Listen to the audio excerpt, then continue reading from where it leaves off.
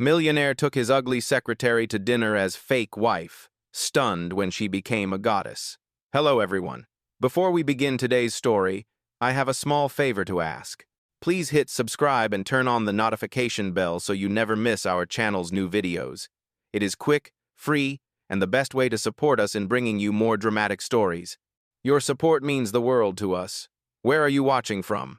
Drop your city or country in the comments below. Thank you very much. Now, let us return to our main characters.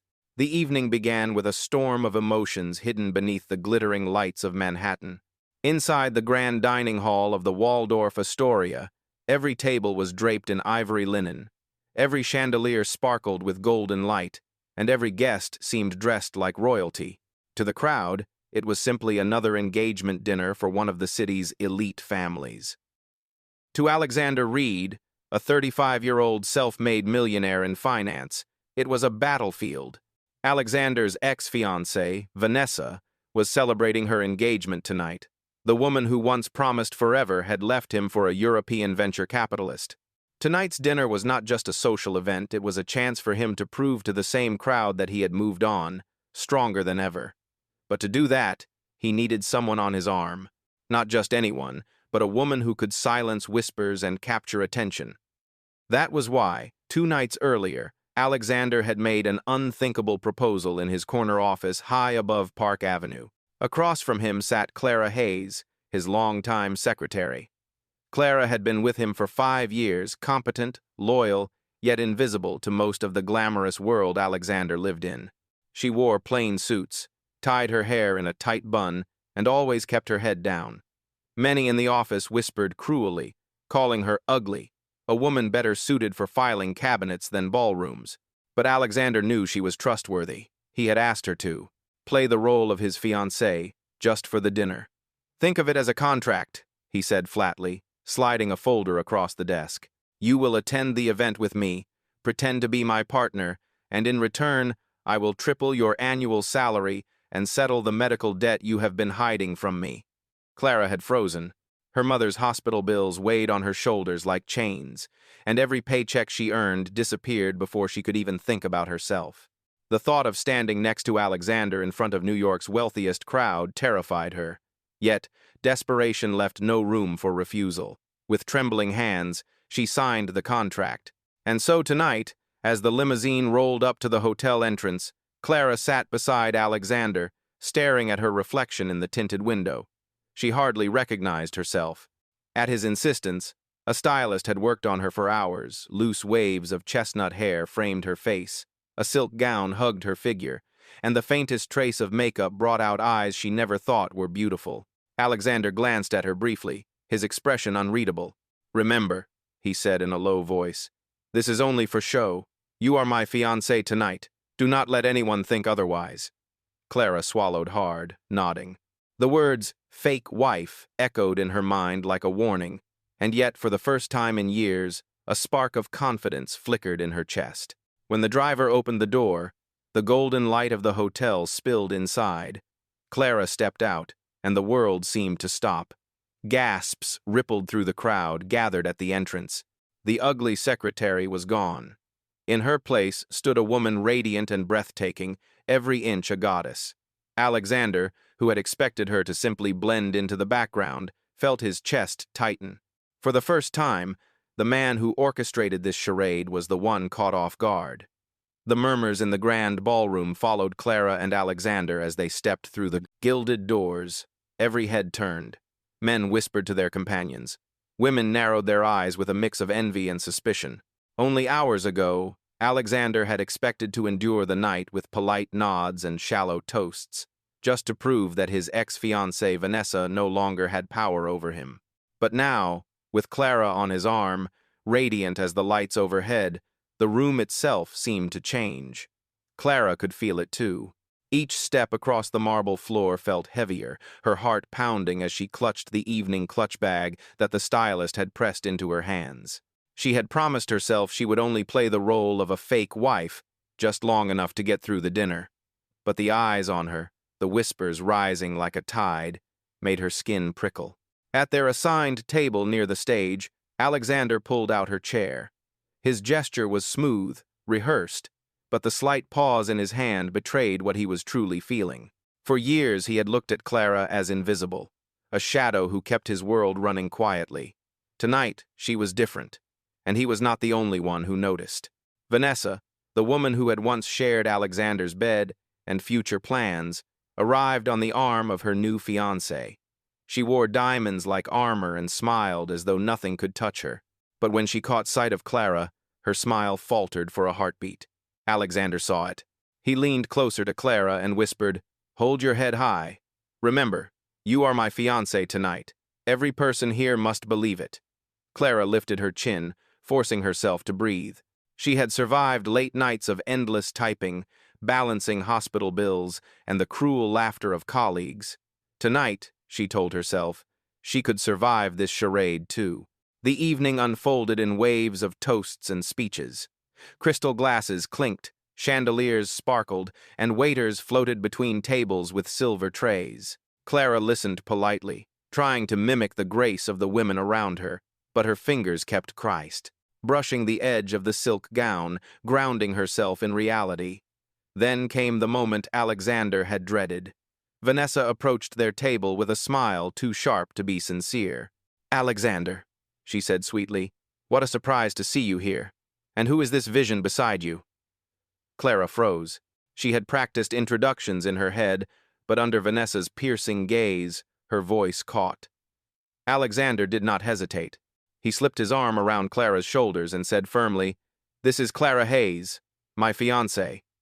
The word hung in the air. Fiancé. Clara's cheeks burned, her mind screaming at the absurdity, but Vanessa's eyes widened ever so slightly. Around them, a few nearby guests gasped.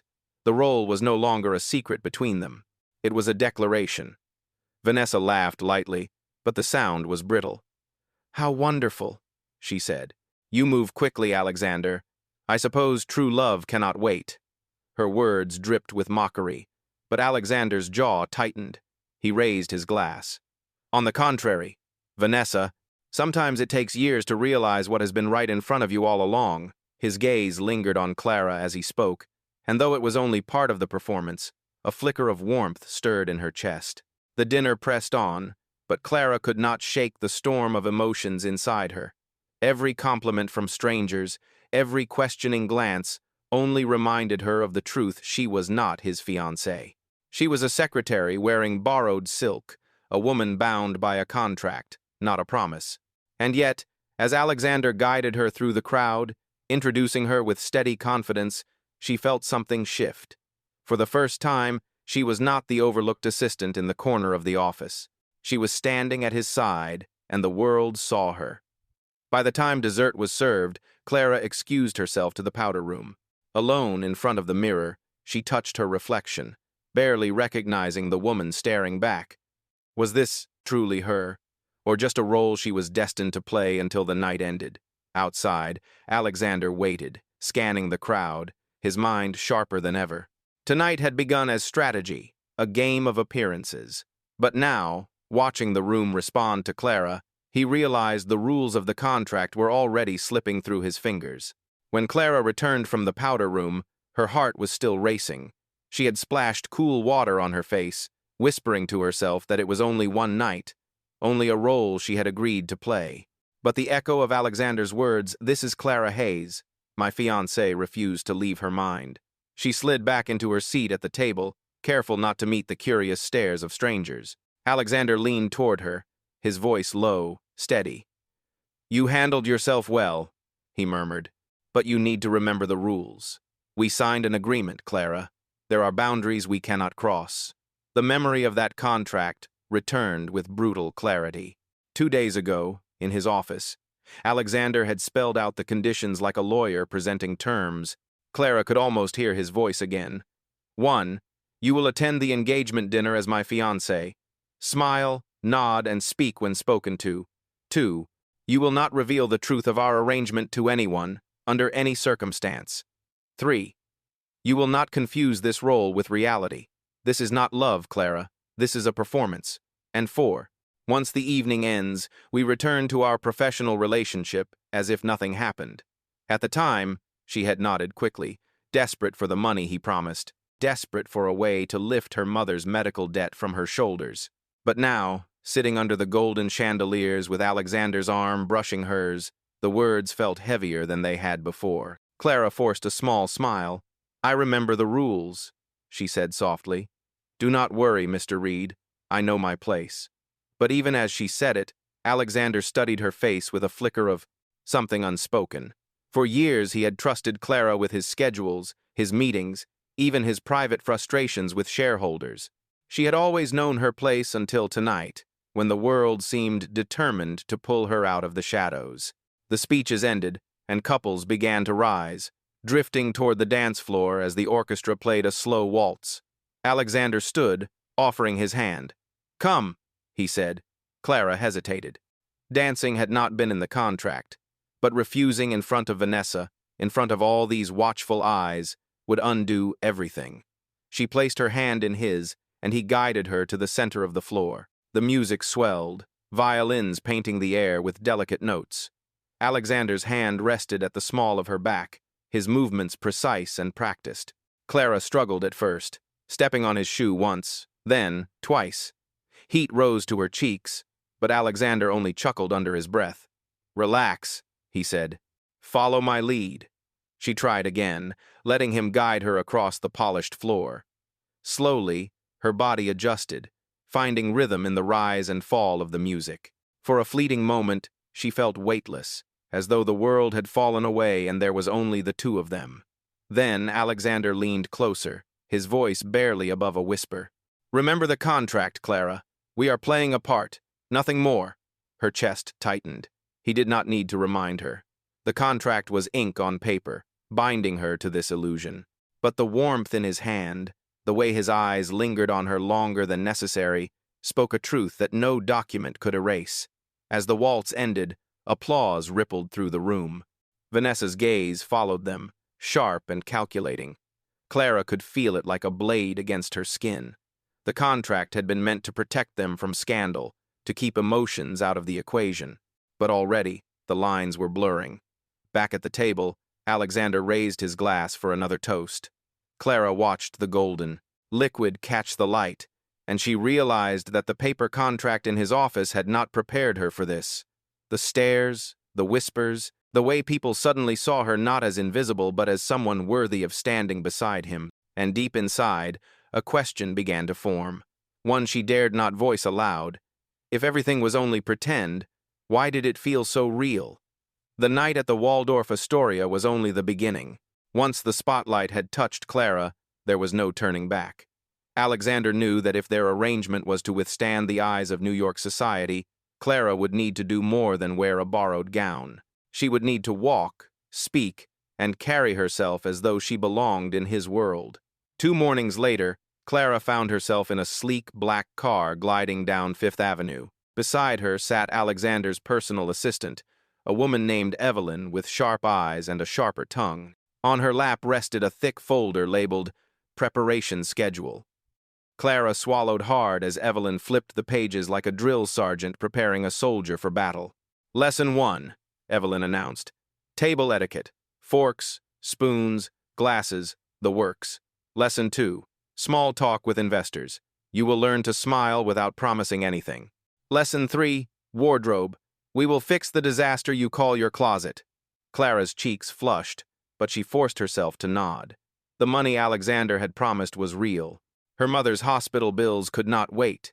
If she had to endure these lessons, she would. That afternoon, a stylist team descended upon her modest apartment like a whirlwind.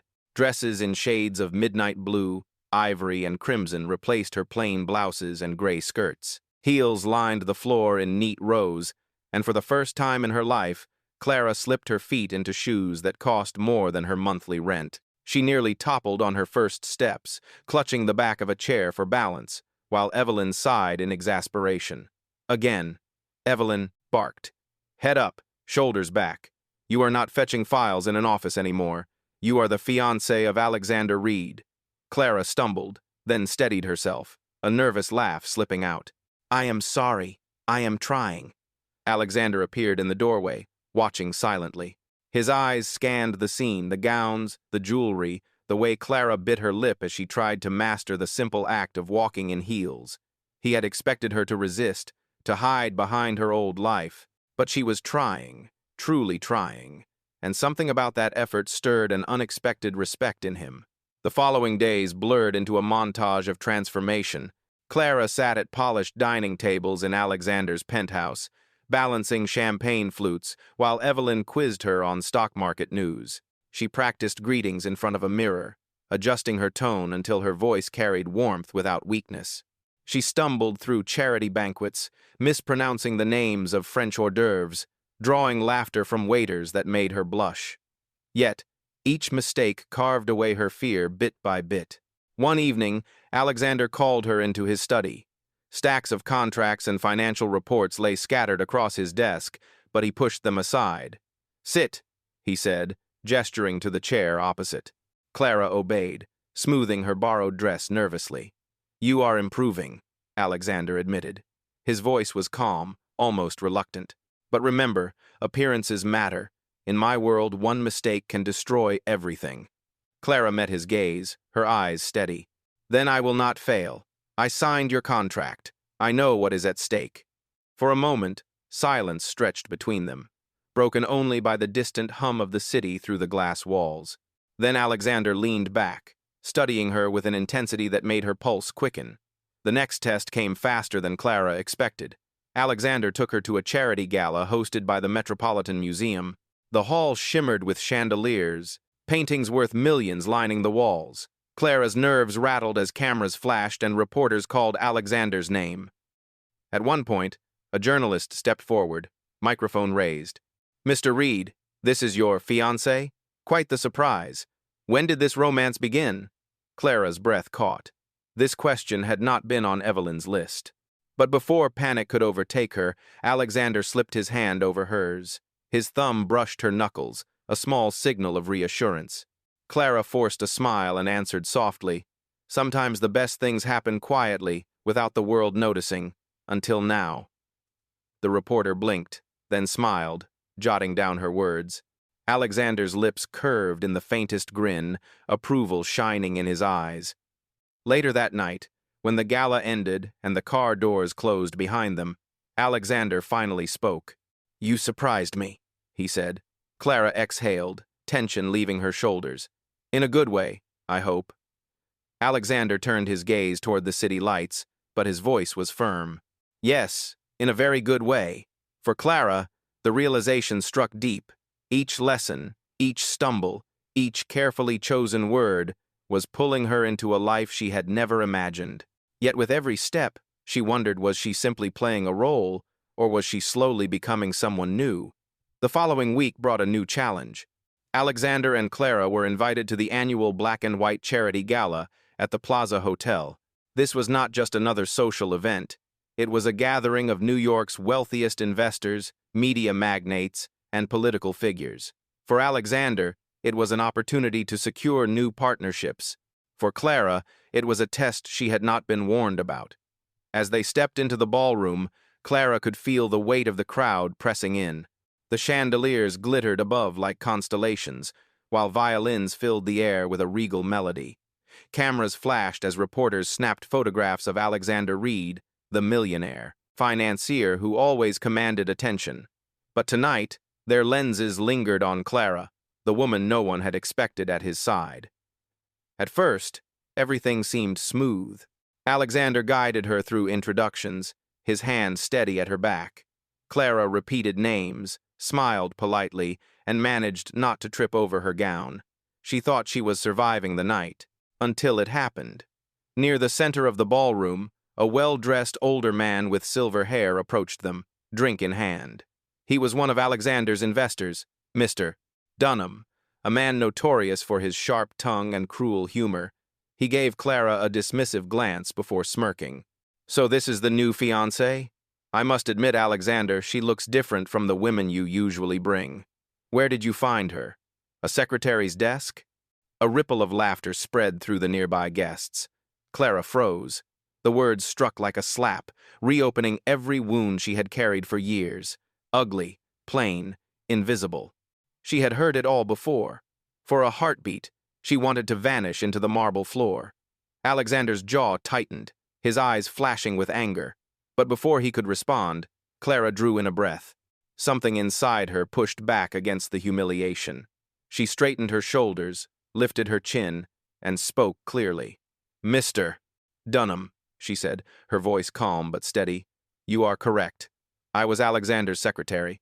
I typed reports, scheduled his meetings, and made sure his empire did not crumble under the weight of endless details.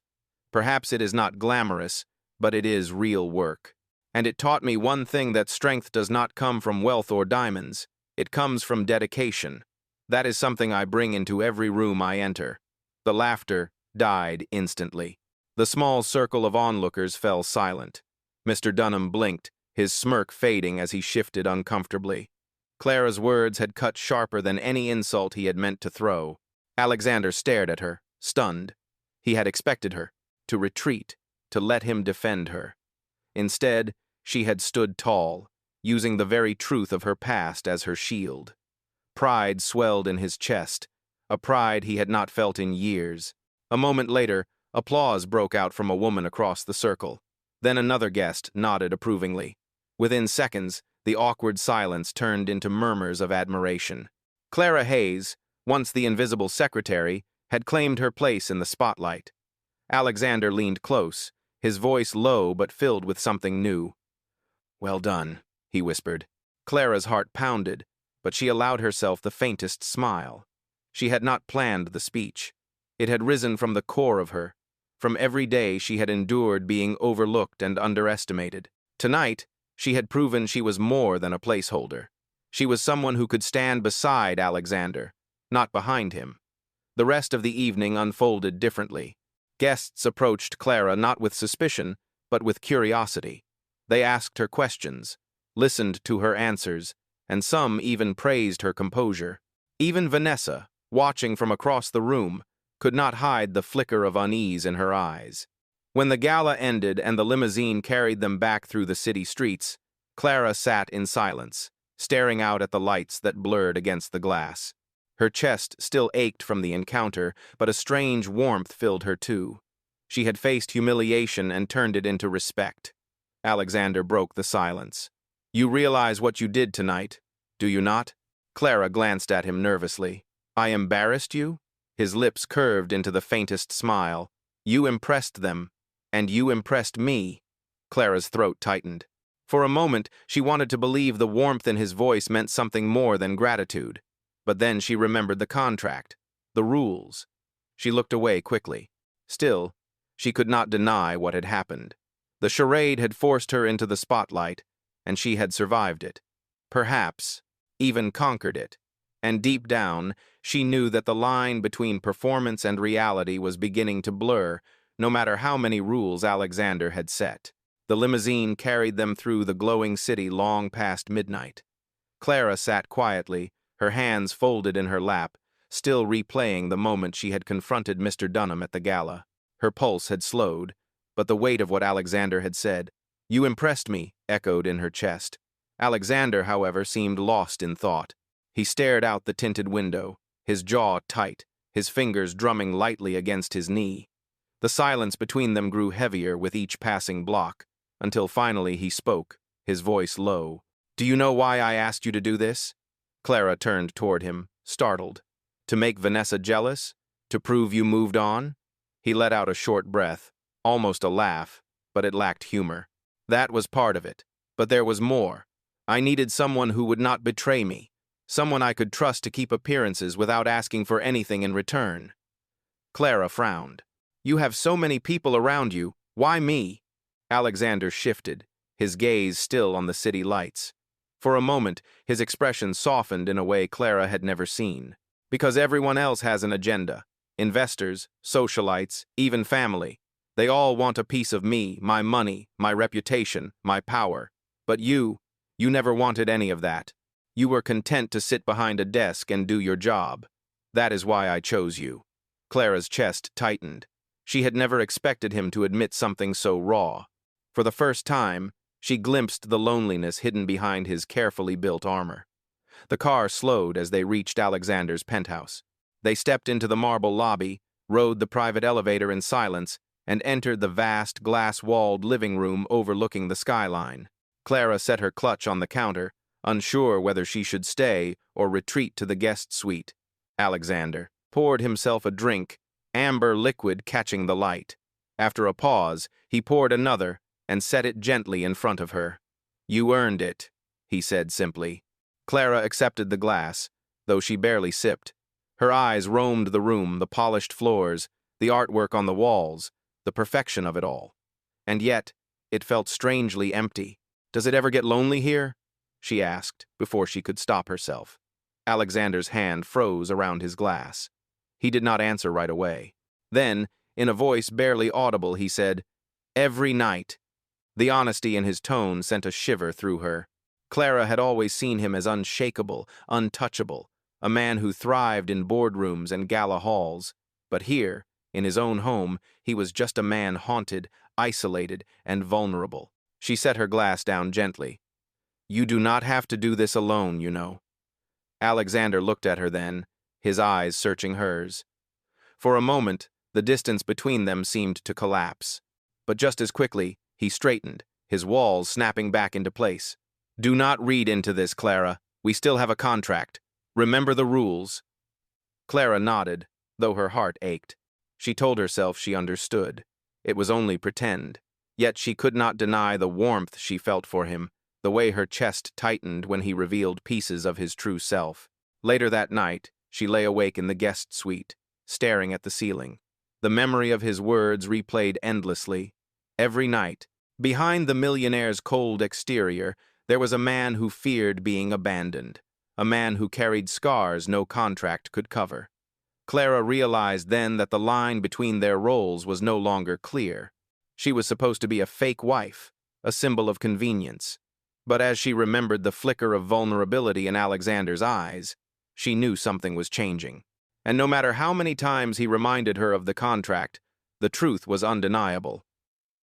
Alexander Reed, the man who lived in a glass tower above the city, was no longer just her employer. He was becoming something more. The days after the gala moved quickly. Clara continued her lessons, her appearances by Alexander's side, and the whispers in society began to shift. What had once been ridicule was turning into fascination. The press called her the mysterious fiancée, and Alexander's reputation seemed untouchable again. But beneath the polished surface, trouble was brewing. It came first as a headline splashed across a financial newspaper one crisp morning. "Reed's engagement a sham? Sources claim secretary-turned-fiancé is only for show." Clara's hands shook as she held the paper, her stomach sinking. Alexander stormed into the office later that day, jaw clenched, the article folded in his fist. "Do you know who leaked this?" he demanded. Clara shook her head, horrified. "I have not spoken to anyone." He stared at her, his eyes sharp, and for the first time since this arrangement began, doubt clouded his expression. Then how do they know? The answer revealed itself at a shareholders' meeting that evening. Vanessa appeared, dressed immaculately, her smile venomous. With her stood Mr. Dunham, the investor Clara had humiliated at the gala. Together they moved like predators, circling for the kill. "Alexander," Vanessa purred in front of the board, "you should know the company is buzzing. They say your so-called engagement is nothing more than a business arrangement. And if that is true, then your credibility as a leader will collapse. Investors do not trust liars." A murmur spread across the room. Some shareholders exchanged uneasy glances. Dunham added, "If you cannot be honest in your personal life, how can we trust you with millions of our dollars?" Clara sat frozen at Alexander's side. This was the nightmare scenario, the very exposure the contract had been designed to prevent. Her face burned as eyes darted toward her, some filled with judgment, others with pity. Alexander slammed his palm against the table. "Enough," he snapped, but Vanessa's smirk only widened. "Prove us wrong, then," she challenged. "Marry her. Not next year. Not in secret. Do it now, publicly. Or admit to everyone here that it is all a lie."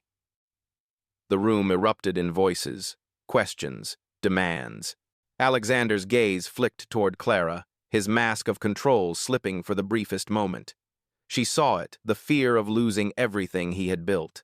And in that instant, Clara realized the contract had become a weapon in their enemy's hands. What had begun as a shield to protect Alexander was now a sword ready to destroy him.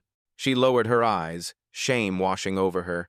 If this charade collapsed, it would not only ruin Alexander's empire, it would ruin her as well. For the first time since signing her name on his contract, Clara wondered if she had made the biggest mistake of her life. The boardroom buzzed with restless voices, the weight of accusation pressing heavily in the air. Clara sat stiff in her chair, her palms cold, while Vanessa's smug smile burned into her. "Mr. Dunham leaned back with a satisfied smirk, waiting for Alexander to stumble. The trap was set. Alexander stood slowly, his presence commanding silence.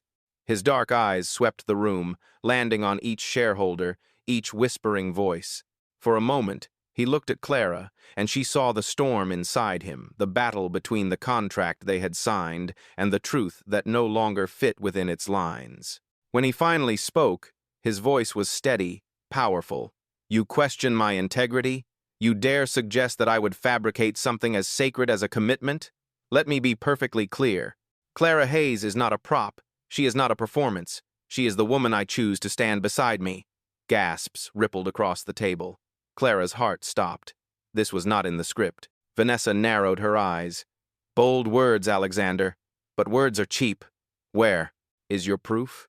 Alexander's hand slammed onto the table, his voice rising. "Proof? You want proof?"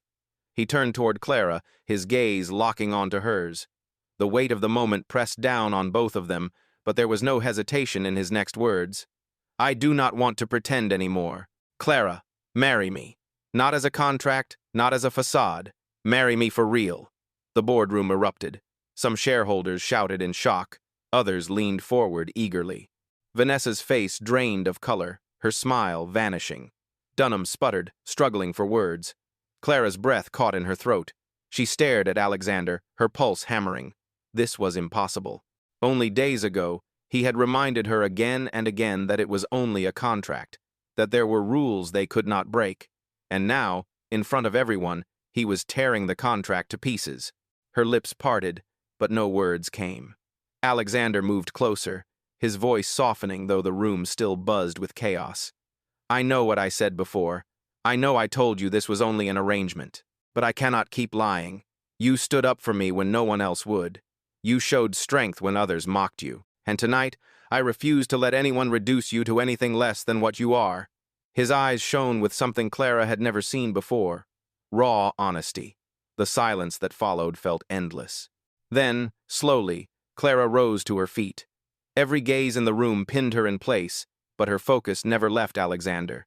She whispered, almost trembling, "Yes." Gasps filled the air again. A chair clattered as someone stood in disbelief. Vanessa's hand curled into a fist at her side, her perfect mask crumbling. Alexander reached for Clara's hand, lifting it for all to see. "There is your proof," he declared. "Not a contract, not a performance, a choice. My choice." The room fell into silence. Even the harshest critics could not deny the conviction in his voice. Clara's heart raced as Alexander's hand clasped hers firmly. In that instant, the contract no longer mattered. The rules were gone. What remained was something far more dangerous and far more real. The scandal that had threatened to destroy them never stood a chance after Alexander's public declaration. The very next week, instead of running from the headlines, he faced them head-on. Cameras followed him, but for once, he did not hide. Clara stood at his side, her hand firmly in his. There was no grand ballroom this time, no investors watching, no rivals smirking. Instead, Alexander arranged a small ceremony at a chapel overlooking the Hudson River. The autumn light poured through the windows, painting everything in gold. Clara walked down the aisle in a simple dress, her heart pounding, every step carrying the weight of everything they had endured. When she reached him, Alexander did not wait for rehearsed vows. He pulled a folded document from his pocket, the contract they had once signed. "This is how it started," he said clearly. "Rules, boundaries, a performance. But tonight, I want nothing between us. No conditions, no lines we cannot cross." With one firm motion, he tore the contract in half. The sound echoed like thunder in the quiet chapel. Clara's eyes filled with tears as he took her hands. "I do not want a contract anymore," Alexander said. "I want a marriage. I want you, Clara, not as a fake wife, as my real partner, my forever." Her voice shook as she answered, "You are the only man who ever looked past the surface and saw me. Yes, Alexander, forever." The rings were exchanged, and when the officiant gave permission, Alexander kissed her with a passion that erased every doubt, every cruel whisper. Applause rose softly, not from obligation, but from genuine joy. As they walked out together into the crisp air, Alexander leaned close and whispered, "The best deal I ever made was choosing you." Clara smiled, holding his hand tightly. The story had begun as a contract written in ink, but it ended as a vow written in their hearts.